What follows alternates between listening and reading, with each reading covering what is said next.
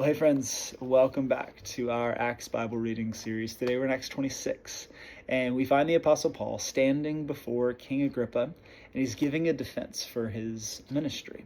He's giving a defense for all the things that he's taught. And it's interesting, we've seen Paul have to do this over and over and over again, but every time, Paul doesn't change what he does.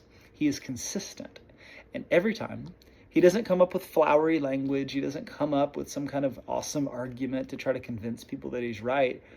He just tells the story. He tells the story of what God has done in the world and the story of how he himself had experienced the power and the love and the grace of God himself. So that's where Paul picks up. He's telling the story of his conversion moment, of the day that he meets Jesus when he's on the road to Damascus to go persecute Christians. And that's where I want to pick up. We're in Acts 26.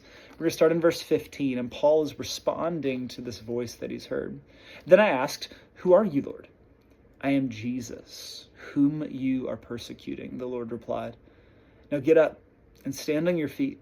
I've appeared to you to appoint you as a servant and as a witness of what you have seen and will see of me. I will rescue you from your own people and from the Gentiles. I am sending you to them to open their eyes and to turn them from darkness to light and from the power of Satan to God, so that they may receive forgiveness of sins and a place among those who are sanctified by faith in me." And what I love about Paul's life is that he's been living that the entire time. And what I love about our life is that Paul's calling is our calling. The same thing that Jesus invited Paul into is what he invites us into today. To walk with people and to show them the way, to open their eyes and turn them from darkness to light.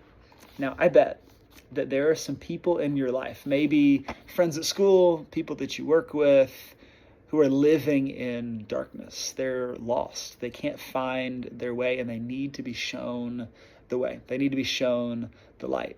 So my question for you is, who are those people?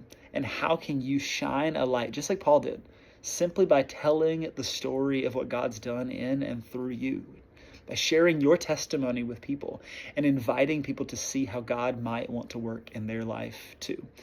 And in so doing, offering them a new way to live, offering them a more beautiful, a more fulfilling, a more whole life. So I'll see you in the next one. Grace and peace, my friends.